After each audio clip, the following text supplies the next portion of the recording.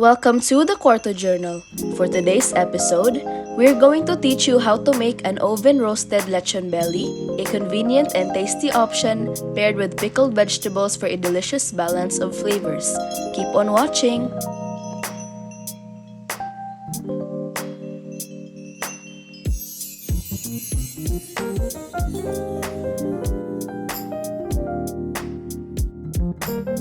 We'll start by prepping the aromatics to stuff inside our lechon belly.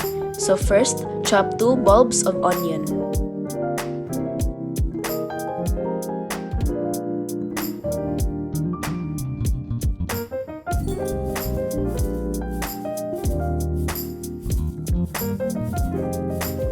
And then, crush all the cloves of 1 garlic bulb to release their flavors.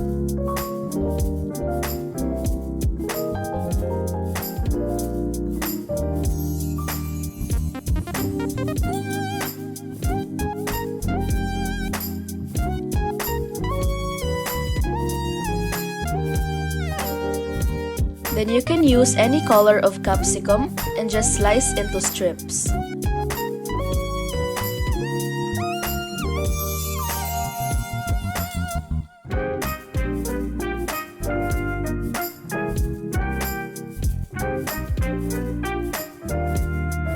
Separate the green tops from the spring onions and finely slice the white bulbs.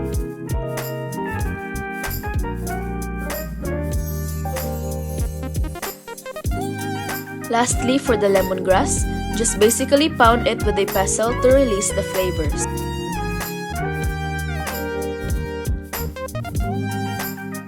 When selecting the pork belly for your dish, it is crucial to opt for a lean cut. Make sure to score it so that the flavors will be evenly distributed.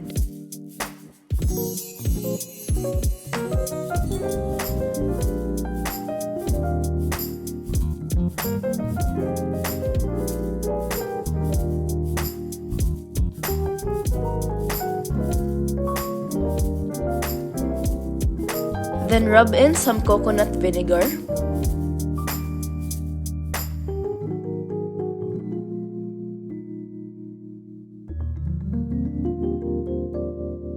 Then add salt.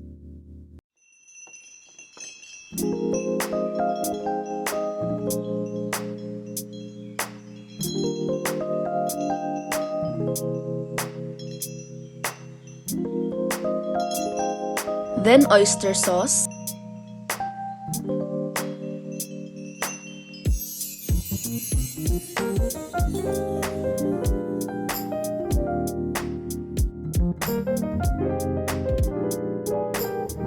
Then onion and garlic powder.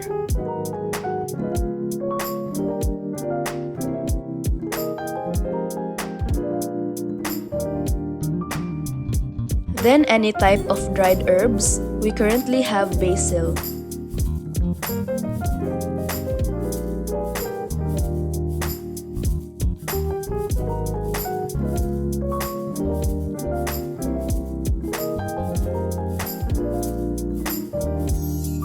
Then add pepper.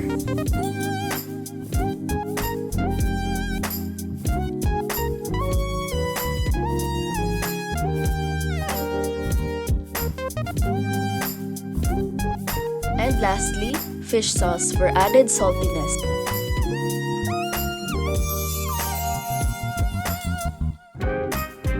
And then one by one, add your aromatics.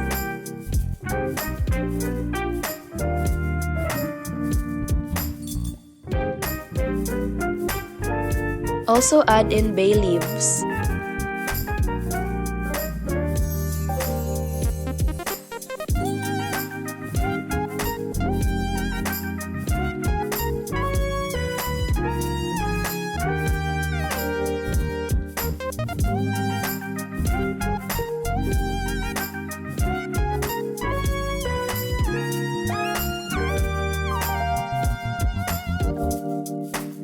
Sprinkle in extra salt, then the dry herbs, and again the fish sauce. Now we are going to tie up the belly into a roll, and this is the tricky part, but it's advisable to have another person to help you hold it in place. So take your kitchen twine and first secure the other end.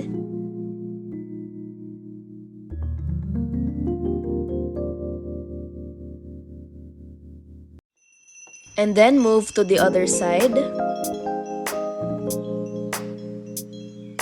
Gradually work your way towards the middle, cinching the twine firmly at regular intervals until it looks like this. Make sure to preheat the oven to 180 degrees Fahrenheit. Then to add color and to make the skin crispy, add soy sauce as well as salt and Coke.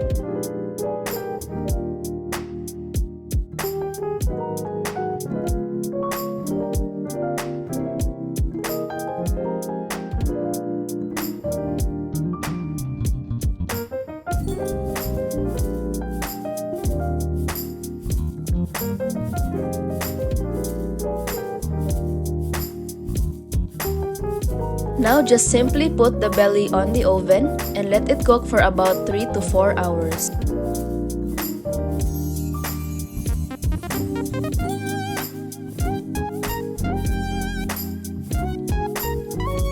While waiting for the lechon belly to cook, let us prepare our pickled vegetables.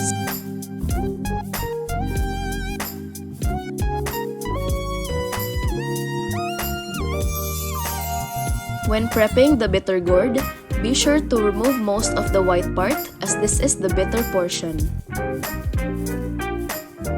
And then just slice the bitter gourd into half crescents.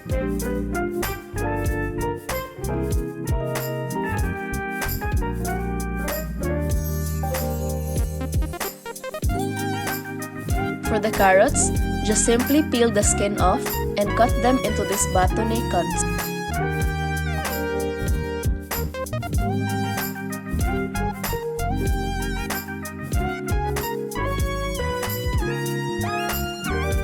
For the radish, also peel the skin off and cut them the way we cut the carrots.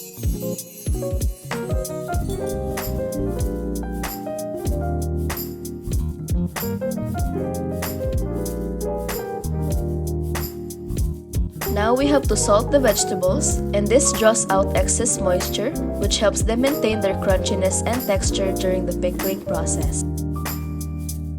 Now let us prepare our pickling solution. So in a saucepan, add 2 cups of coconut vinegar.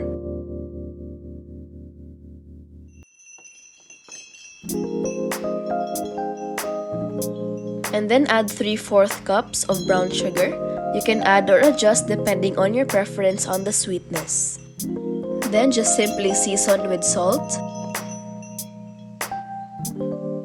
Add bay leaves and any dried herbs.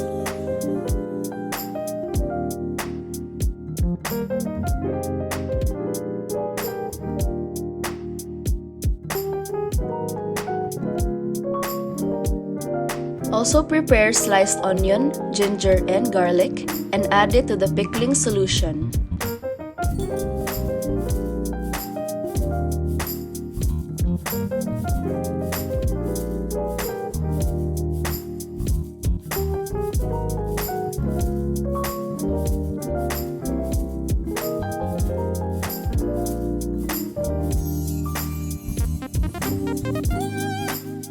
Then just let it simmer on low heat for the sugar to dissolve.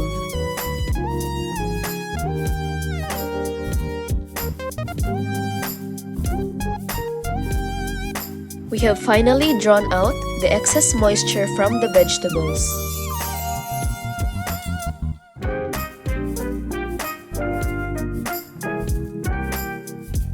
Make sure to wash the vegetables thoroughly to remove any excess saltiness. Once the vegetables have been washed, you can transfer them to a clean jar or container and pour in your pickling solution. The vegetables should be fully submerged in the pickling liquid to ensure even flavor distribution.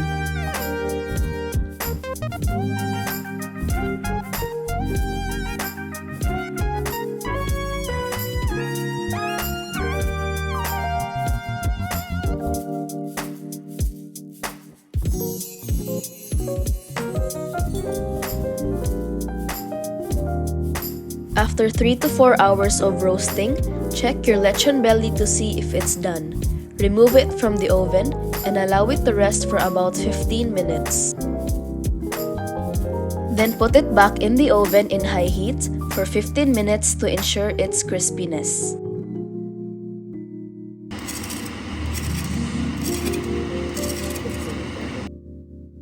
Now you can finally serve your delicious oven-roasted lechon belly alongside with your pickled vegetables.